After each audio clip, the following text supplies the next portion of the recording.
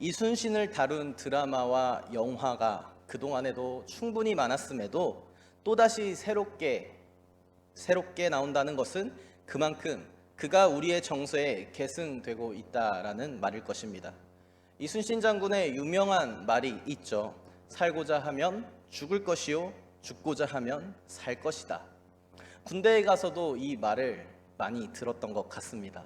오늘 주보를 받아보시고 설교의 제목을 보신 분들은 아마 가장 먼저 이순신 장군을 떠올렸을 것입니다. 그런데 생즉사, 사즉생의 각오는 이순신 장군의 것만은 아닙니다. 이를 엄밀히 번역해 보면은 사는 것이 곧 죽는 것이요, 죽는 것이 곧 사는 것이다 라는 뜻이 됩니다. 살고자 하면 죽고 죽고자 하면 산다라고 전해지는 이순신 장군의 말과는 차이가 약간 있습니다. 본래 이 말은 오래전 노나라, 위나라에서 활동했던 오기라는 사람이 자신의 저서에 오자병법에 기술한 내용이라 합니다. 그는 전쟁터에서 장수의 마음가짐을 고양시키기 위해 이 문구를 사용한 것입니다. 생즉사, 사즉생입니다. 사는 것이 곧 죽는 것이요, 죽는 것이 곧 사는 것이라 합니다. 보기에는 모순되어 있는 말입니다. 말이 되지 않습니다. 그러나 이 말이 담고 있는 그 너머의 진실을 우리는 알고 있을 것입니다.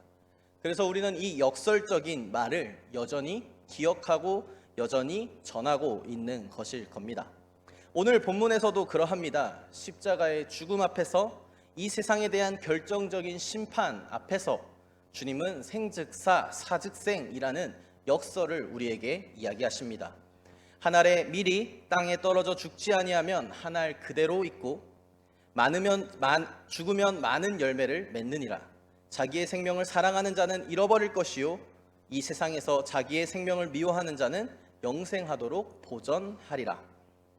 한 알의 밀이 땅에 떨어져 죽지 않으면 한 알 그대로 있겠지만 죽으면 많은 열매를 맺는 것처럼 자기의 생명을 사랑하는 자는 잃어버릴 것이고 이 세상에서 자기의 생명을 미워하는 자는 영생하도록 보전할 것이라 주님이 말씀하십니다.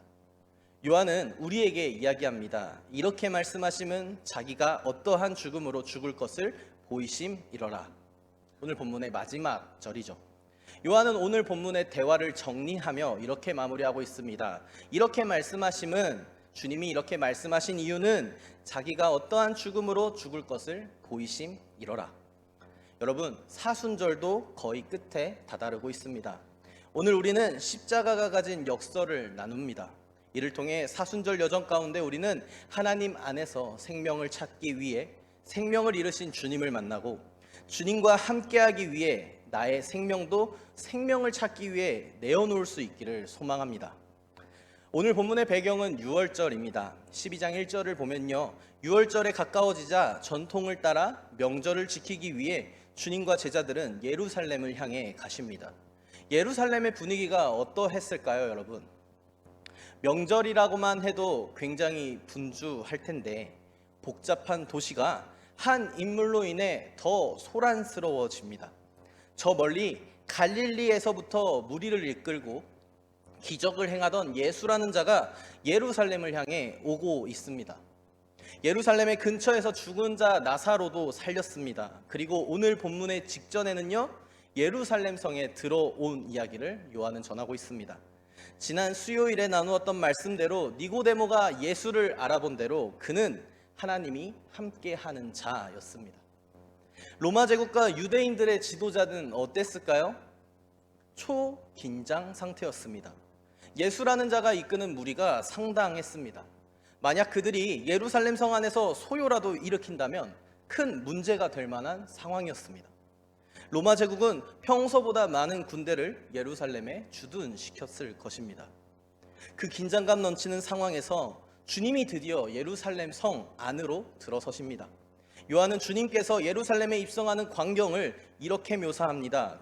그 이튿날에는 명절에 온 큰 무리가 예수께서 예루살렘으로 오신다는 것을 듣고 종려나무 가지를 가지고 맞으러 나가 외치되 호산나 찬송하리로다 주의 이름으로 오시느니 곧 이스라엘의 왕이시여 하더라. 개선 장군의 행진과도 같은 광경에 로마 제국과 유대 지도자들은 올 것이 왔구나, 라며 긴장감이 최고조에 달했을 것입니다. 그리고 갈릴리에서부터 주님을 따라온 제자들은 어땠을까요? 드디어 때가 왔다. 드디어 우리의 힘을 보일 차례구나 라고 결의에 가득 찼을 것입니다. 요한은 오늘 본문의 시작에서 한 무리를 등장시키죠. 그들은 헬라인이었다 요한은 전합니다. 바로 앞선 19절을 보면요, 바리새인들이 자포자기하며 말하는 온 세상, 바리새인들 생각에 구원 밖에 있다 생각했던 이방인들이 주님을 찾아온 것입니다. 그들은 자신들의 요청을 들어줄 만한 제자가 누구일지 고민했을 것입니다. 그러던 중 그들의 눈에 들어온 제자는 유대인이지만 그리스식의 이름을 쓰고 있던 빌립이었습니다. 자신들이 헬라인이니 빌립을 찾아가 이야기합니다. 선생이여, 우리가 예수를 배우고자 하나이다. 그들이 요청하는 예수를 보기 원한다라는 이 보다라는 단어는요, 요한은 자신의 복음서에서 믿다라는 단어를 대체하며 사용합니다. 그렇다면 요한이 의도하는 것은, 헬라인들은 예수를 보기 원했다는 것은요, 그것은 헬라인들이 예수를 믿기 원해 찾아왔다라고 요한은 얘기하고 있는 것입니다. 그들은 예수를 믿고자 했습니다. 빌립은 안드레에게, 안드레는 빌립과 이들을 데리고 주님께 와서 이 일을 전합니다. 여기서 잠시 생각해 봅시다. 이방인들을 데리고 주님을 찾아가는 제자들의 심정 어땠을까요? 방금 전 예루살렘에 들어오며 결의에 찬 행진을 선보였습니다. 온 세상으로부터 호산나 환호성을 들은 제자들이었습니다. 그런데 이제는 이방인들까지 찾아와서 자신들에게 주님을 만나게 좀 해달라 합니다. 어땠을까요? 이날만 기다렸겠죠. 드디어 때가 왔다 했겠죠. 갈릴리에서 금을 버려두고 주님을 따라온 보람이 있다 생각했을 것입니다. 장기 투자의 성공 사례, 그런 거. 그들은 생각했을지도 모릅니다. 의기양양 이방인들을 데리고 주님께 데려갔을 것입니다. 그러자 주님은 역시 기대했던 답을 하시죠. 인자가 영광을 얻을 때가 왔도다. 여기서 인자는 구약으로부터 오는 메시아, 그에 대한 호칭으로 여겨지는 단어입니다. 우리를 구원할 메시아, 그가 이제 영광을 얻을 때가 왔다 스스로 이야기합니다. 예루살렘 성에 들어왔고 많은 무리들, 심지어 이방인들까지 예수의 세력에 동참합니다. 로마 제국과 유대인 지도자들에게 우리의 힘을 보여줄 그때 주님이 왕좌에 오를 그날이 왔다, 제자들이 환호했을 것입니다. 역시 드디어 그때구나, 주님이 말씀하신 때가 지금이구나, 이날만을 기다렸다. 그런데요, 이어지는 주님의 말씀을 들어보시길 바랍니다. 좀 의아합니다. 내가 진실로 진실로 너희에게 이르노니 한 알의 밀이 땅에 떨어져 죽지 아니하면 한 알 그대로 있고 죽으면 많은 열매를 맺느니라. 자기의 생명을 사랑하는 자는 잃어버릴 것이요 이 세상에서 자기의 생명을 미워하는 자는 영생하도록 보전하리라.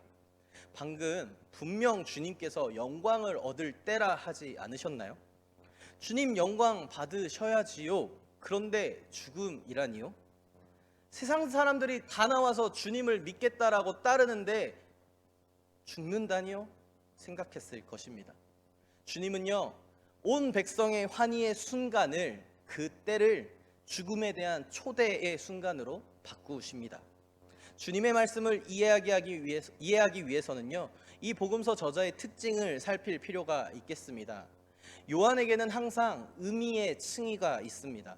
실제의 층위가 있고 그것이 의미하는 진실의 층위가 있는 거죠. 우리는 앞서 생즉사 사즉생의 역설을 이야기했었습니다.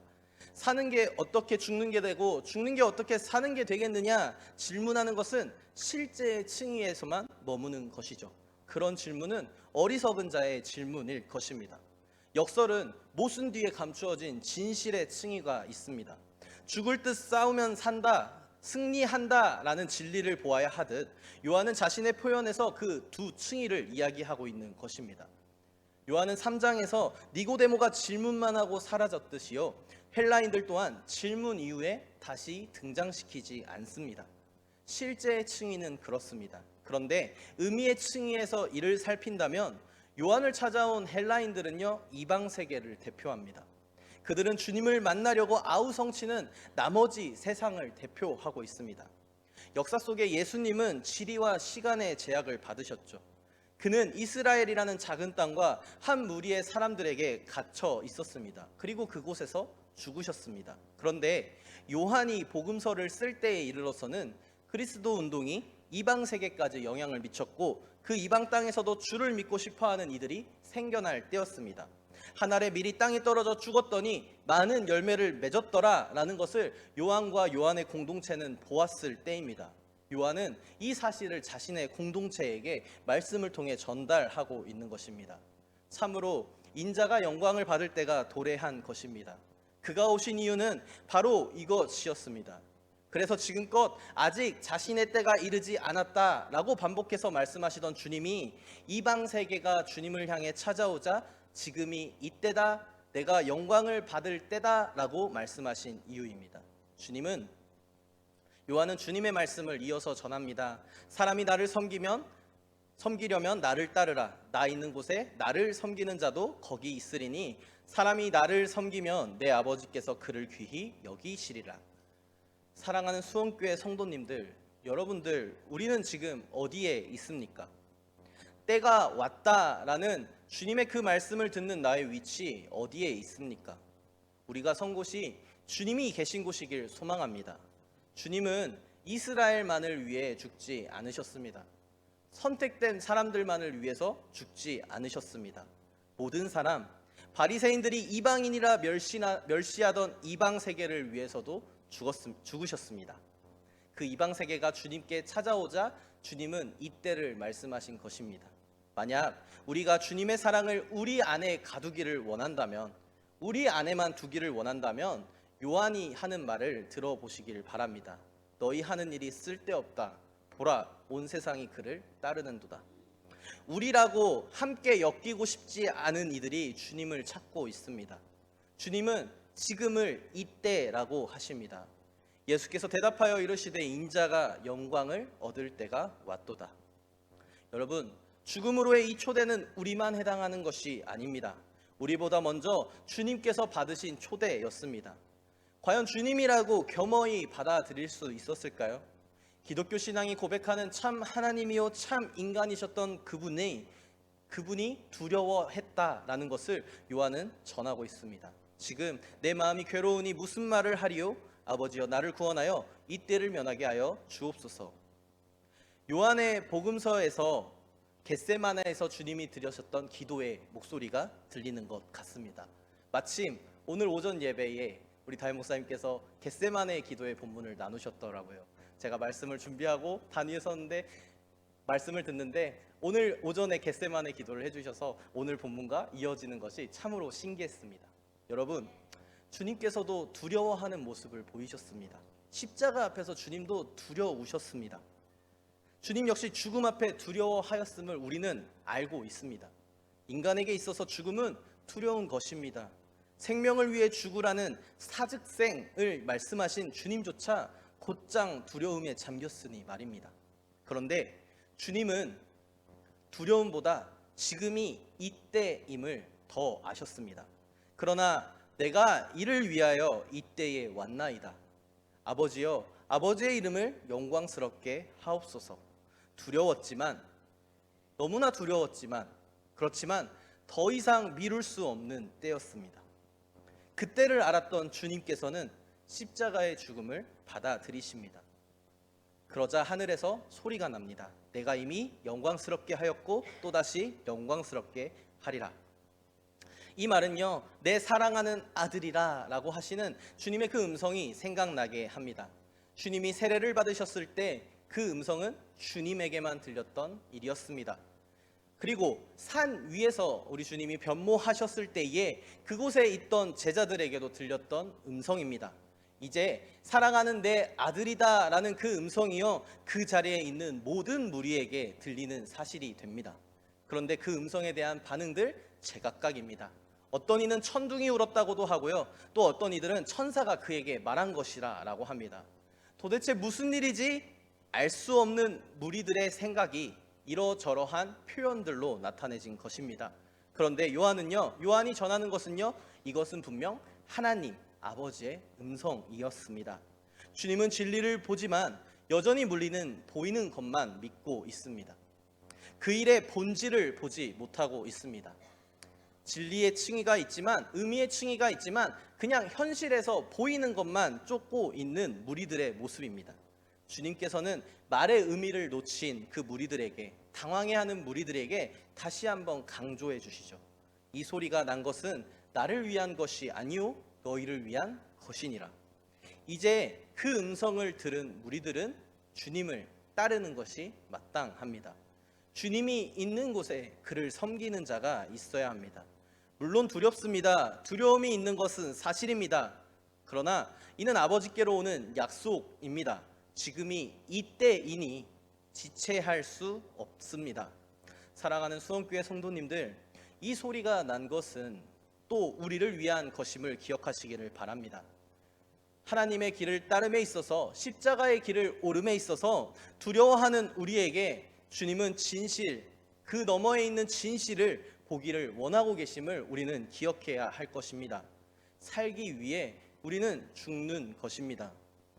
우리에게 생명을 주시려고 오신 그분이 왜 우리가 생명을 미워하기를 바라셨을까? 주님은 분명 우리의 삶을 긍정하십니다. 그분이 말하시는 죽음이 무엇인가? 우리가 자신을 경멸하고 스스로를 부정하다 하는 것일까? 과연 그것은 아닐 것입니다. 그가 원하시는 것은요, 우리의 삶의 더 깊은 차원을 이야기하는 것입니다.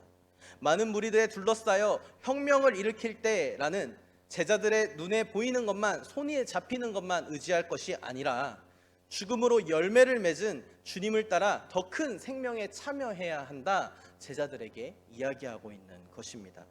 더 큰 진실에, 더 깊은 현실에, 더 심오한 삶 가운데에 우리 자신을 내맡기는 것이 세상에서의 죽음입니다.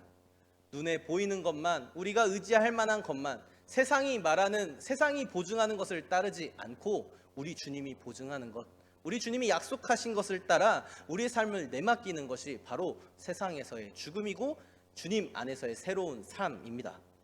주님의 공생애가 이것을 우리에게 전해주고 있지 않습니까?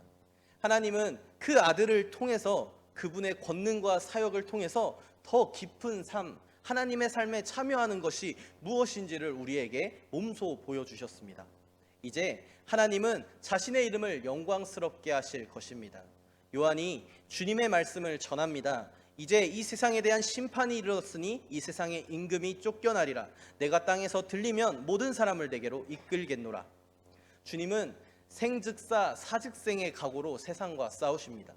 세상의 임금 노릇을 하는 것들과 싸웁니다. 세상에서 하나님의 통치권을 가로챈 이들, 그 통치권을 남용하여 가난한 이들을 짓밟고 스스로 왕과 군주가 되어 심지어 신과 같이 높아진 이들, 이제 그들이 모두 심판받을 것입니다. 하지만 그것은 제자들이 생각하는 모습과 다를 것입니다. 구원자 메시아에 대한 제자들의 바람은 권력이 다른 권력을 대체하는 모습입니다. 그것은 복수에 가깝습니다. 하나님의 통치는 복수가 아니었습니다. 오히려 모든 이를 향한 사랑이었습니다.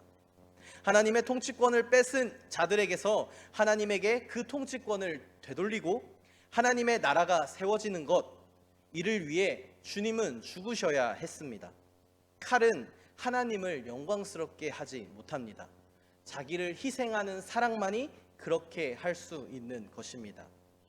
주님의 죽음을 이해할 수 없었던 요한과 그 공동체는 이때에 이르러 이방 세계가 드디어 주님 앞에 나옴을 보고 주님이 말씀하신 그 뜻을 헤아립니다. 이렇게 말씀하심은 자기가 어떠한 죽음으로 죽을 것을 보이심이러라. 여러분, 우리는 십자가의 죽음을 얼마나 묵상하고 살아가고 있습니까? 특별히 사순절의 기간, 십자가 우리 찬양하는데 얼마나 십자가의 그 길을 묵상하고 계십니까? 십자가 사건은 2000년 전에 단 한 번 일어났던 사건이 아닙니다. 그저 그 사실을 믿으면 구원을 받는다는 지식이 되는 것도 아닙니다. 우리는 날마다 십자가의 죽음을 되새겨야 합니다. 우리가 주님을 따르는 한 날마다 십자가 앞에 서야 합니다. 주님이 계신 곳이 우리가 있어야 할 자리라고 주님이 말씀하시지 않으셨습니까? 그 십자가의 죽음은 열매를 맺기 위한 죽음이었습니다. 나만이 아닌 우리를 넘어 우리라고 여기고 싶지 않은 이방 세계를 품에 안으신 십자가의 죽음입니다. 우리는 그 죽음에, 십자가의 그 사랑에 함께 동참해야 합니다. 주님께서는 모든 사람을 자신에게로 이끌고자 십자가에 달려 죽으셨습니다. 우리도 주님과 함께 해야 할 것입니다. 세상에 하나님의 통치 대신 임금 노릇하는 것을 심판해야 합니다. 그 심판의 방법은 칼이 아닙니다. 복수가 아닙니다. 제자들이 말한 혁명 아닙니다. 그것은 주님이 말씀하시는 사랑입니다. 생즉사 사즉생이라 했습니다. 생즉사, 세상의 임금을 쫓아 사는 것은 죽는 것과 같습니다. 그러나 사즉생입니다. 세상에서 죽는 것은 곧 하나님 나라를 사는 것입니다. 세상이 볼 때에 세상에서 미련해 보이는 길, 바보 같다 여기는 길, 십자가는 우리에게 그 길에 서 있는 주님을 만나게 하고 있습니다. 십자가의 역설은 우리를 그 길로 초대합니다. 그 사랑의 길에 주님이 서 계시고 우리보다 앞선 무수히 많은 무명의 그리스도인들이 있습니다. 성도는 십자가의 역설을 살아내는 사람들입니다. 성도는 세상의 임금 노릇하는 것들, 하나님의 통치를 대체한 것들 쫓아 살지 않고 그들을 심판하러 오신 주님, 하나님 나라의 방법, 사랑으로 살아가는 사람들입니다. 우리는 그 십자가의 역설 기억해 보아야 할 것입니다. 바울은 이렇게 고린도 교회에 편지합니다. 성도 여러분, 우리는 속이는 사람과 같으나 진실합니다. 이름 없는 사람과 같으나 유명합니다. 죽은 사람과 같으나 보십시오, 살아 있습니다. 징벌을 받는 사람과 같으나 죽임을 당하는 데까지는 이르지 않습니다. 근심하는 사람과 같으나 항상 기뻐하고, 가난한 사람과 같으나 많은 사람을 부유하게 하고, 아무것도 가지지 않은 사람과 같으나 모든 것을 가진 사람입니다. 여러분도 마음을 넓히십시오. 환난, 가난과 고난, 수고로움 속에서도 우리 성도들은 그 믿음을 지켜 가야 할 줄 믿습니다. 십자가의 길을 걸어야 할 줄 믿습니다. 십자가의 역설 사즉생입니다. 십자가의 역설 그 길을 따라 살아가는 우리가 되기를 진심으로 소망합니다. 모든 지각에 뛰어난 하나님의 평강이 그리스도 예수 안에서 우리의 마음과 생각을 지키실 것입니다. 아멘. 우리 오늘 주신 말씀 함께 생각하며 잠시 묵상으로 기도하시겠습니다. 주님은 우리를 부르십니다. 십자가의 그 길로 부르고 계십니다.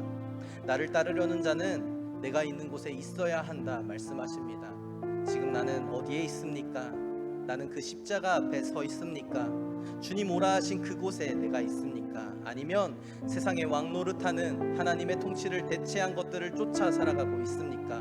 그렇다면 바라기는 세상 가운데 우리는 죽길 소망합니다. 그리고 주님의 나라에서 우리가 다시 살기를 소망합니다. 우리 주님의 삶 가운데에, 영원한 삶 가운데 초대받는 우리가 되게 하여 주시옵소서. 기도합시다. 주님 감사합니다. 주여 아버지 하나님, 주님 주시옵소서. 아버지 하나님, 아버지